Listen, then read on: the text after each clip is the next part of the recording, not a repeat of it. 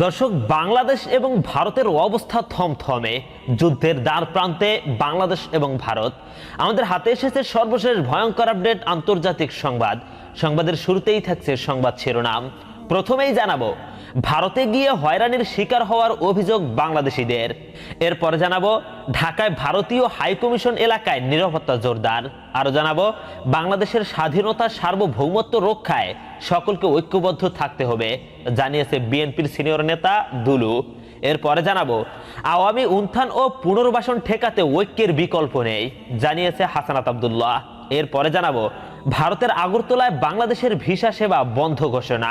এবং সর্বশেষে জানাবো, খালেদা জিয়ার স্বাস্থ্যের খোঁজ নিলেন পাকিস্তানের হাই কমিশনার। দর্শক, শুনছিলেন সংবাদ শিরোনাম, এখন জানুন বিস্তারিত। ভারতে গিয়ে হয়রানির শিকার হওয়ার অভিযোগ বাংলাদেশিদের। ভারতের সঙ্গে চলমান উত্তেজনার পরিস্থিতি তৈরির পর থেকে দেশটিতে ব্যবসা ও চিকিৎসার কাজে যাওয়া বাংলাদেশিরা হয়রানির শিকার হচ্ছেন বলে অভিযোগ করেছেন। এর মধ্যে আগারতলায় আবাসিক হোটেল থেকে বের করে বাংলাদেশিদের হেনস্থা করার ঘটনা ঘটেছে। তবে মঙ্গলবার ৩ ডিসেম্বর সকাল থেকে বিকাল পর্যন্ত ব্রাহ্মণবাড়িয়ার আখাউড়া স্থলবন্দর দিয়ে পণ্য আমদানি রপ্তানি কার্যক্রম স্বাভাবিক আছে। মঙ্গলবার বিকালে আখাউড়া স্থলবন্দর দিয়ে দেশে ফিরে কয়েক ডজন বাংলাদেশি অভিযোগ করেছেন ভারতে ইমিগ্রেশন হয়রানির মুখে পড়েছেন বাংলাদেশিরা। এর মধ্যে কেউ কেউ আগারতলায় আবাসিক হোটেলে হেনস্থার শিকার হয়েছেন। তাদের একজন কুমিল্লার লাকসাম উপজেলার বাসিন্দা ফরিদ মিয়া। ফরিদ মিয়া জানিয়েছেন, ভিসার মেয়াদ ফুরিয়ে আসায় কলকাতা ভ্রমণের জন্য সোমবার আখাউড়া দিয়ে আগারতলায় যান। সেখানে গিয়ে বিপাকে পড়েন বাংলাদেশি হওয়ার কারণে। বাংলাদেশি হওয়ায় ভাড়া নেওয়ার 1 ঘন্টা পরেই তাকে হোটেল থেকে বের করে দেয় কর্তৃপক্ষ। তবে হোটেল থেকে বের করে দিলেও ফেরত দেওয়া হয়নি ভাড়ার টাকা। দিনভর অনেক চেষ্টার পর মঙ্গলবার বিকালে আখাউড়া স্থলবন্দর দিয়ে দেশে ফিরে আসেন তিনি। দেশে ফিরে ফরিদ মিয়া আখাউড়া স্থলবন্দরের সাংবাদিকদের বলেছেন, হঠাৎ করে হোটেল কর্তৃপক্ষ এসে বলে বাংলাদেশিদের হোটেলে থাকতে দেওয়া হবে না। হোটেলের যে ভাড়া নিয়েছিল সেটাও ফেরত দেয়নি তারা। ভয় দেখিয়ে হোটেল থেকে বের করে দেওয়া হয়। এবং বিভিন্ন সংবাদ মাধ্যম দ্বারা জানা গেছে, ভারতের আগারতলায় নাকি বাংলাদেশিদেরকে খুঁজে খুঁজে বের করে ধরে এনে মারা হয় এবং হোটেল ভাড়া ফেরত না দিয়ে ভয় দেখিয়ে হোটেল থেকে বের করে দেওয়া হয়। পরে বাধ্য হয়ে শহর থেকে ৮০ কিলোমিটার দূরে এক আত্মীয়ের বাড়িতে গিয়ে রাত কাটিয়ে সকালে দেশে ফেরার জন্য চেকপোস্টের দিকে রওনা হয়। তিনি বলেন, এখানে এসে দেখি বিভিন্ন স্থানে বাংলাদেশ বিরোধী বিক্ষোভ হচ্ছে। অনেক চেষ্টার পর বিকালে দেশে ফিরে আসি। দর্শক, এখন জানাবো, ঢাকায় ভারতীয় হাইকমিশন এলাকায় নিরাপত্তা জোরদার। বাংলাদেশ সিভিল সোসাইটি নামের একটি সংগঠন ঢাকায় ভারতীয় হাইকমিশন ঘেরাও কর্মসূচির ডাক দিয়েছে। এই কর্মসূচি ঘিরে ভারতীয় হাইকমিশন এলাকায় নিরাপত্তা জোরদার করা হয়েছে। নিরাপত্তায় রয়েছে সেনাবাহিনী। মঙ্গলবার দুপুরের পর থেকে ভারতীয় হাইকমিশনে প্রবেশের বিভিন্ন রাস্তায় অবস্থান নিয়েছে আইন শৃঙ্খলা রক্ষাকারী বাহিনীর সদস্যরা। রাজধানীর শাহজাদপুর বাসতলায় ব্যাপক নিরাপত্তা বলয় দেখা গেছে। বাসতলা থেকে ভারতীয় হাইকমিশনগামী রাস্তায় ব্যারিকেড দিয়ে যান চলাচল বন্ধ করে দিয়েছে পুলিশ। সরেজমিনে দেখা গেছে, বাসতলা থেকে ভারতীয় হাইকমিশন অভিমুখী রাস্তায় কাউকে যেতে দেওয়া হচ্ছে না। তবে স্থানীয় বাসিন্দারা পরিচয় দিয়ে চলাচল করতে পারছেন। গুলশান বিভাগের উপ police commissioner DC Tareq Mahmud সাংবাদিকদেরকে বলেন, গত সোমবার আগারতলায় যে হামলার ঘটনা ঘটেছে তার প্রতিবাদে সামাজিক যোগাযোগ মাধ্যমে বাংলাদেশ সিভিল সোসাইটি নামে একটি সংগঠন গতকাল মঙ্গলবার দুপুর 2টার দিকে ভারতীয় দূতাবাস হাইকমিশন ঘেরাও করার কর্মসূচি ডেকেছে। তাই এই এলাকায় বাড়তি নিরাপত্তা ব্যবস্থা নেওয়া হয়েছে। উল্লেখ্য যে গত 2 ডিসেম্বর দুপুরে ভারতের আগরতলার রাজধানী ত্রিপুরায় বাংলাদেশের সহকারী হাইকমিশনে হামলার ঘটনা ঘটে। ভাঙচুর, ফ্ল্যাগ স্ট্যান্ড ভেঙে বাংলাদেশের মর্যাদার প্রতীক জাতীয় পতাকা খুলে নিয়ে পোড়ানো হয়। এর প্রতিবাদে এই ঘেরাও কর্মসূচির ডাক দেওয়া হয়েছে। দর্শক, এখন জানাবো, বাংলাদেশের স্বাধীনতা সার্বভৌমত্ব রক্ষায় সকলকে ঐক্যবদ্ধ থাকতে হবে, জানিয়েছে বিএনপির কেন্দ্রীয় নেতা রুহুল কুদ্দুস তালুকদার দুলু। বিএনপির কেন্দ্রীয় নেতা ও সাবেক মন্ত্রী অ্যাডভোকেট এম রুহুল কুদ্দুস তালুকদার দুলু বলেছেন, বাংলাদেশের স্বাধীনতার সার্বভৌমত্ব রক্ষায় সকলকে ঐক্যবদ্ধ থাকতে হবে। হিন্দুস্তানের লোকজন কোনো কারণ ছাড়াই মিথ্যা প্রোপাগান্ডা ছড়িয়ে আমাদের দেশের হিন্দু মুসলিম সুসম্পর্ক নষ্ট করার পায়তারা করছে। তিনি বলেন, ভারতীয় সন্ত্রাসীরা প্রকাশ্যে মিছিল নিয়ে এসে আগরতলায় বাংলাদেশের সহকারী হাই কমিশনের কার্যালয়ে হামলা করেছে, আমাদের দেশের জাতীয় পতাকা পুড়িয়ে দিয়েছে। এসব কর্মকাণ্ড দুঃখজনক, এগুলো মেনে নেওয়ার মতো নয়। আন্তর্জাতিক আইনে যে কোনো দেশের হাই কমিশন কার্যালয়ের নিরাপত্তা দেওয়া সেই দেশের দায়িত্ব। ভারত সরকার তা পালন করতে ব্যর্থ হয়েছে। উল্টো পশ্চিমবঙ্গের মুখ্যমন্ত্রী বাংলাদেশ শান্তিরক্ষা মিশন পাঠানোর মতো হাস্যকর কথা বলেছেন।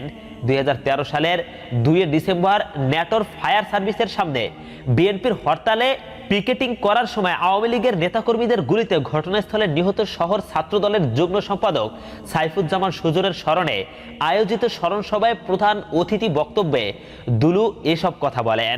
দুলু আরো বলেন, স্বাধীনতার পর যে কোনো সময়ের চেয়ে বর্তমানে দেশের সনাতন ধর্মের লোকেরা ভালো আছেন, নিরাপদে আছেন। এখানে কোনো হামলা নির্যাতনের ঘটনা ঘটছে না, অথচ ভারতের কিছু মিডিয়ায় মিথ্যা সংবাদ প্রচারের মাধ্যমে উস্কানি দেওয়া হচ্ছে। বাংলাদেশের মানুষ সবসময় হিন্দু, মুসলমান, বৌদ্ধ, খ্রিস্টান সকলে মিলেমিশে বসবাস করে। দর্শক, এখন জানাবো আওয়ামী উত্থান ও পুনর্বাসন ঠেকাতে ঐক্যের বিকল্প নেই, জানিয়েছে হাসানাত আব্দুল্লাহ।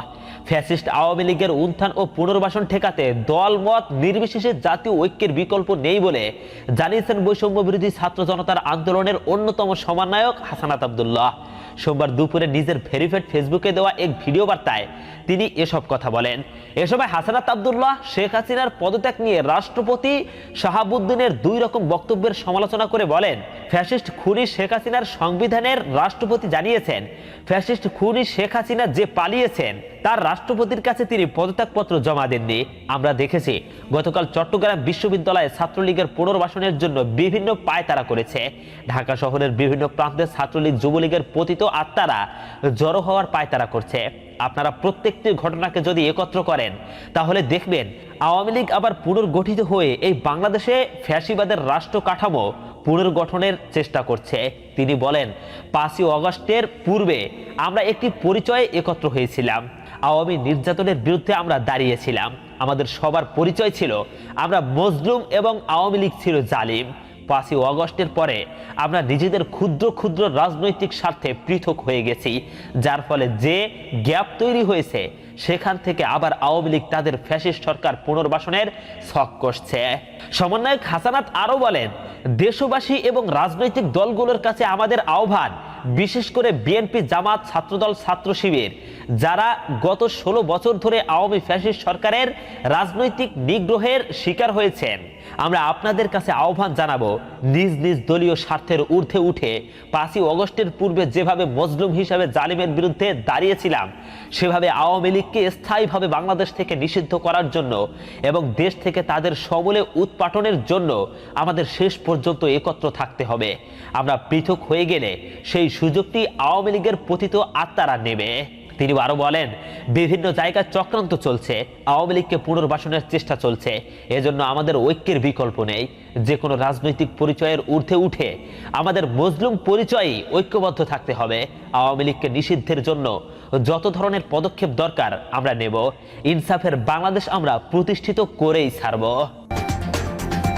দর্শক, এখন জানাবো আগারতলায় বাংলাদেশের ভিসা সেবা বন্ধ ঘোষণা। ভারতের আগরতলায় বাংলাদেশের সহকারী হাই কমিশনে হামলা হওয়ার পর সেখানকার কার্যক্রম বন্ধ করে দিয়েছে বাংলাদেশ। মঙ্গলবার ভারতীয় আগরতলায় সহকারী হাই কমিশন এক বিজ্ঞপ্তিতে জানায়, নিরাপত্তাহীনতাজনিত অবস্থার প্রেক্ষাপটে পরবর্তী নির্দেশনা না দেওয়া পর্যন্ত সহকারী হাই কমিশনের সব ধরনের ভিসা ও কনসুলার সেবা কার্যক্রম বন্ধ থাকবে। বাংলাদেশের সংখ্যালঘু নির্যাতনের অভিযোগ তুলে হিন্দুত্ববাদী সংগঠন হিন্দু সংঘর্ষ সমিতি সহ কয়েকটি সংগঠনের সমর্থকেরা গত সোমবার সহকারী হাই কমিশন প্রাঙ্গণে ঢুকে হামলা চালিয়েছিল। এ সময় তারা বাংলাদেশের জাতীয় পতাকার অবমাননা করে। এ ঘটনার প্রতিবাদে ঢাকায় নিযুক্ত ভারতের হাই কমিশনার প্রণয় ভার্মাকে পররাষ্ট্র মন্ত্রণালয় গতকাল দুপুরে তলব করেছে। এ সময় আগরতলার ঘটনায় বাংলাদেশ তীব্র ক্ষোভ প্রকাশ করে তার হাতে একটি প্রতিবাদপত্র তুলে দেয়। আগরতলায় বাংলাদেশের সহকারী হাই কমিশনে হামলার ঘটনায় পুলিশের 3 সদস্যকে সাময়িক বরখাস্ত করেছে ত্রিপুরার রাজ্য পুলিশ। বদলি করা হয়েছে জ্যেষ্ঠ এক পুলিশ কর্মকর্তাকে। ভাঙচুরের অভিযোগে গ্রেফতার করা হয়েছে 7 জনকে। 5ই আগস্ট ছাত্র জনতার অভ্যুত্থান থেকে শেখ হাসিনার সরকারের পতনের পর থেকে বাংলাদেশ ভারতের সম্পর্কের টানাপোড়েন শুরু হয়। ওই দিনই শেখ হাসিনা ভারতে পালিয়ে যান। ভারতের অভিযোগ, রাজনৈতিক পট পরিবর্তনের পর বাংলাদেশে হিন্দুদের উপর নির্যাতন চলছে। এই পরিস্থিতিতে কয়েকদিন ধরে ভারতের কলকাতা সহ বিভিন্ন স্থানে বাংলাদেশ বিরোধী প্রচারণা ও বিক্ষোভের মধ্যে সোমবার আগরতলায় বাংলাদেশ সহকারী হাই কমিশনে হামলা হয়। ভারতের বিভিন্ন স্থানে গতকালও বাংলাদেশ বিরোধী বিক্ষোভ হয়েছে। আর আগরতলায় সহকারী হাই কমিশনের হামলার প্রতিবাদে গতকালও ঢাকা ও ঢাকার বাইরে বিক্ষোভ হয়েছে। দর্শক, এখন জানাবো খালেদা জিয়ার স্বাস্থ্যের খোঁজ নিলেন Pakistan high commissioner. BNP chairperson Begum Khaleda জিয়ার সঙ্গে সাক্ষাৎ করেছেন ঢাকায় নিযুক্ত পাকিস্তানের হাই কমিশনার সৈয়দ আহমেদ মারুফ। মঙ্গলবার 3 ডিসেম্বর রাত 8:30টায় গুলশানে চেয়ারপারসনের বাসভবন ফিরোজায় এ সাক্ষাৎ করেন তিনি। বৈঠক সূত্র জানায়, খালেদা জিয়ার স্বাস্থ্যের খোঁজ খবর নিয়েছেন পাকিস্তানের হাই কমিশনার। বৈঠকে আরো উপস্থিত ছিলেন বিএনপি স্থায়ী কমিটির সদস্য অধ্যাপক ডক্টর AZM জাহিদ হোসেন, সাংগঠনিক সম্পাদক সামা ওবায়েদ প্রমুখ। দর্শক, এই হলো আমাদের আজকের সংবাদ। পরবর্তী সংবাদটি পেতে এখনই আমাদের চ্যানেলটিকে সাবস্ক্রাইব করুন। আসসালামু আলাইকুম ওয়া রাহমাতুল্লাহ।